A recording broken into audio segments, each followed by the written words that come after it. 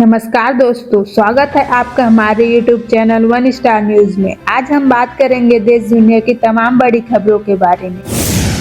देखिए दोस्तों, राम मंदिर प्राण प्रतिष्ठा को लेकर एक अच्छी खबर आ रही है। राम आएंगे तो अंगना सजाऊंगी, यह गाना इन दिनों हर किसी की जुबान पर चढ़ा हुआ है। और हो भी क्यों न, आखिर भगवान राम जो आ रहे हैं। पूरा देश भक्ति भाव से सराबोर है और रामलला का स्वागत करने के लिए आतुर है। जब कभी भविष्य में इतिहास के पन्नों को पलटा जाएगा तो 22 तारीख सभी को अचंभित करेगी, क्योंकि किसी ने भी यह नहीं सोचा होगा कि ऐसी भव्यता के साथ भी कड़ाके की ठंड में दिवाली मनाई गई होगी।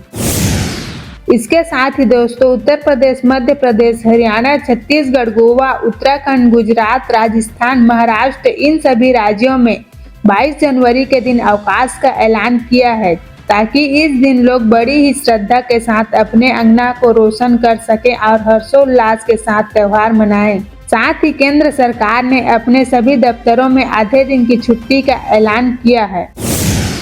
रामलला के आगमन को लेकर भक्तों में खासा उत्साह देखने को मिल रहा है। भारत की प्रसिद्ध स्काई ड्राइवर श्वेता परमार ने थाईलैंड में 13,000 फीट की ऊंचाई से विमान से छलांग लगाकर गर्व के साथ जय श्री राम का झंडा फहराया। श्वेता इसके लिए पिछले 1 महीने से तैयार कर रही थी। वडोदरा की श्वेता परमार 28 साल की उम्र में 2021 में गुजरात की पहली महिला नागरिक लाइसेंस प्राप्त स्काई ड्राइवर बनी। पद्मश्री पुरस्कार विजेता राचेल थॉमस, शीतल महाजन और देश की पहली महिला बेस जंपर अर्चना सरदाना की टीम में शामिल होकर श्वेता भारत की चौथी महिला स्काई ड्राइवर बनी। अगली खबर है दोस्तों, गणतंत्र दिवस परेड इस बार कुछ खास होने वाली है। इस बार कुल 51 विमान परेड में शामिल किए जाएंगे। इनमें सबसे खास बात यह है कि इसमें 29 लड़ाकू विमान हिस्सा लेंगे, जिनमें से कुछ को महिला पायलट भी चलाएंगी। आप सभी को बता देती हूँ दोस्तों, गणतंत्र दिवस यानी 26 जनवरी समारोह के लिए दिल्ली इंटरनेशनल एयरपोर्ट लिमिटेड ने बताया कि 19 जनवरी से 26 जनवरी तक सुबह 10 बजे से 12 बजे के बीच उड़ानों पर पाबंदियां लगा दी है। इस दौरान दिल्ली हवाई अड्डे पर न कोई उड़ान आएगी, न कोई प्रस्थान करेगी। उन्होंने बताया कि यह प्रतिबंध गणतंत्र दिवस को लेकर लगाया गया है। इसके साथ ही यह जान लो कि इस साल भारत 26 जनवरी को अपना 75वां गणतंत्र दिवस मनाएगा। इस दौरान फ्रांस के राष्ट्रपति इमैनुअल मैक्रों मुख्य अतिथि होंगे। यह चौथा मौका होगा जब फ्रांस का कोई राष्ट्राध्यक्ष गणतंत्र दिवस पर मुख्य अतिथि होंगे। इसमें पहली बार सीमा सुरक्षा बल की सभी महिला मार्चिंग और ब्रास बैंड टुकड़ियां इस साल कर्तव्य पथ पर हिस्सा लेंगी। अगली खबर आ रही है, पीएम किसान निधि में बढ़ोतरी देखने को मिल सकती है। आप सभी को पता ही होगा, सरकार अभी किसानों को प्रतिमाह 500 रुपए की दर से साल में 6,000 रुपए दे रही है। उसे दोगुना किया जा सकता है। यह साल का 12,000 रुपए होना चाहिए। तेलंगाना और महाराष्ट्र पहले ही 12,000 रुपए देने की घोषणा कर चुके हैं। वहाँ केंद्र के 6,000 रुपए के अतिरिक्त राज्य सरकार बाकी रकम दे रही है। उड़ीसा में यह राशि 10,000 रुपए है। 2023-24 के बजट में कृषि एवं संबंध कार्यपालकों के लिए 84,214 करोड़ रुपए और पीएम किसान योजना के लिए 60,000 करोड़ रुपए रखे गए हैं। वर्ष 2022-23 में पीएम किसान योजना के लिए 68,000 करोड़ रुपए का प्रावधान किया गया था, लेकिन इसे संशोधित कर 60,000 करोड़ रुपए किया गया। इसके साथ ही दोस्तों, केंद्र सरकार ने वरिष्ठ आईपीएस अधिकारी दलजीत सिंह चौधरी को सशस्त्र सीमा बल का नया महानिदेशक नियुक्त किया है। सरकार ने इस बारे में एक आदेश जारी कर बताया कि कैबिनेट की नियुक्त समिति ने 30 नवंबर 2025 यानी उनकी सेवानिवृत्ति की तारीख तक की अवधि के लिए एसएसबी के महानिदेशक के रूप में उनकी नियुक्ति को मंजूरी दे दी है। मालूम हो कि एसएसबी नेपाल और भूटान के साथ लगी भारत की सीमाओं की रक्षा करती है। प्रधानमंत्री नरेंद्र मोदी ने शुक्रवार को बेंगलुरु में बोइंग के नए वैश्विक इंजीनियरिंग और प्रौद्योगिकी केंद्र परिसर का उद्घाटन किया।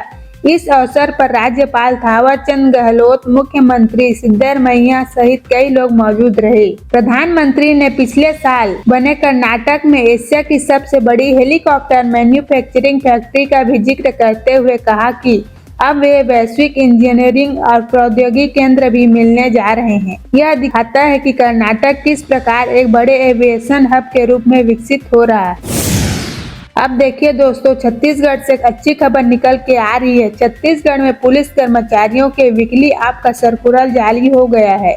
पुलिस मुख्यालय से यह सर्कुलर जारी किया गया है। इसके मुताबिक मैदानी इलाकों में तैनात पुलिस कर्मियों को सप्ताह में 1 दिन का ऑफ मिलेगा। वहीं नक्सली इलाकों में तैनात पुलिस जवानों को 3 माह में एक बार 8 दिन का अवकाश मिलेगा। इसके साथ ही देखिए, छत्तीसगढ़ विधानसभा का बजट सत्र 5 फरवरी से शुरू होकर 1 मार्च तक चलेगा। सत्र के दौरान कुल 20 बैठकें होंगी। सत्र की अधिसूचना 4 जनवरी को जारी हुई थी। सत्र की शुरुआत राज्यपाल विश्वभूषण हरिचंदन के भाषण से होगी। इस सत्र के लिए अब तक 957 सवाल विधेयकों की ओर से लगाए जा चुके हैं। इसमें तारांकित 505 और 452 अतारांकित सवाल लगे हैं। नई सरकार के गठन के बाद विधानसभा का बजट सत्र कई मायनों में महत्वपूर्ण रहेगा। अब देखिए दोस्तों, छत्तीसगढ़ के बस्तर जिले में प्रभु श्री राम का एक भक्त पिछले 13 सालों से कॉपी पर राम लिख रहा है। अब तक कुल 441 कॉपी में 451 पेन से वो 76 लाख बार राम लिख चुका है। अब आने वाले 4 से 5 सालों में 76 लाख से 1 करोड़ बार राम लिखने का लक्ष्य है। राम भक्त नारायण पांडे ने भगवान राम से बेटे की मन्नत मांगी थी। हालांकि 1 करोड़ बार राम लिखने से पहले ही मन्नत पूरी हो गई है और साल 2014 में बेटे का जन्म हुआ। उनका कहना है कि जब वो लक्ष्य को पूरा हो जाएगा तो वे परिवार के साथ अयोध्या जाएंगे। वे वहां जाकर राम नाम की कॉपी को समर्पित कर देंगे। इसके साथ देखिए दोस्तों, 22 जनवरी को छत्तीसगढ़ कांग्रेस भी राममयी होगी। पार्टी ने नेता प्रदेश भर में सभी जिलों में कांग्रेस पार्टी सुंदरकांड, हनुमान चालीसा और रामचरितमानस का पाठ करेगी। रायपुर जिला कांग्रेस मुख्यालय के हनुमान मंदिर में इस कार्यक्रम की शुरुआत होगी। अब देखिए दोस्तों, हिमाचल प्रदेश के राज्य सहकारी बैंक को राष्ट्रीय पुरस्कार प्राप्त हुआ। भारत सरकार के ग्रामीण विकास मंत्रालय द्वारा दीनदयाल अंत्योदय योजना राष्ट्रीय ग्रामीण आजीविका मिशन के अंतर्गत वर्ष 2022-23 के लिए हिमाचल को यह पुरस्कार हाल ही में नई दिल्ली में प्रदान किया गया। सीएम सुक्खू ने इस उपलब्धि के लिए बैंक प्रबंधन के प्रयासों की सराहना की। अब देखिए दोस्तों, रिलायंस जियो इन्फोकॉम लिमिटेड ने फाइनेंशियल ईयर 2023-24 की तीसरी तिमाही के नतीजे घोषित कर दिए हैं। जियो का Q3 FY24 में नेट प्रॉफिट सालाना आधार पर 12% बढ़कर 5,208 करोड़ रुपए रहा। कंपनी ने पिछले साल समान तिमाही में 4,638 करोड़ रुपए का नेट प्रॉफिट दर्ज किया था। वहीं पिछले साल तिमाही यानी Q2 FY24 में कंपनी का नेट प्रॉफिट 5,058 करोड़ रुपए था। जियो का नेट प्रॉफिट तिमाही आधार पर 3% बढ़ा है। देखिए दोस्तों, यूपीआई को लेकर एक अच्छी खबर आ रही है।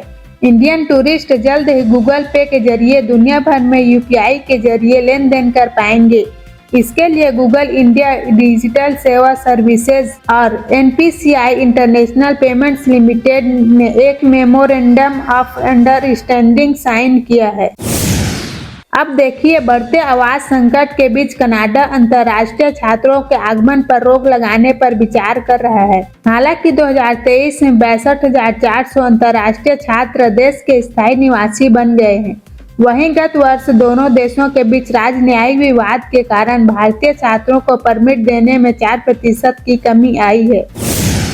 एटलस एयर बोइंग कार्गो विमान को टेक ऑफ के तुरंत बाद उसके इंजन में खराबी आ गई, जिसके कारण उसे तुरंत मियामी अंतर्राष्ट्रीय हवाई अड्डे पर आपातकालीन लैंडिंग करनी पड़ी। एटलस एयर्स के एक बयान में कहा, चालक दल ने सभी मानक प्रक्रियाओं का पालन किया और सुरक्षित रूप से MIA लौट आए। बयान में कहा कि वह गुरुवार देर रात हुई घटना का कारण जानने के लिए जाँच किया जाएगा।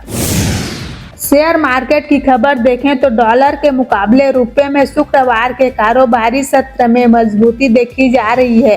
आज रुपया 7 पैसे चढ़कर 83.06 पर बंद हुआ। भारतीय रुपए में तेजी की वजह से शेयर बाजार में आई तेजी को माना जा रहा है। बीते कुछ सत्र में शेयर मार्केट में जबरदस्त गिरावट देखने को मिली थी। इस गिरावट ने रुपए पर भी असर डाला है।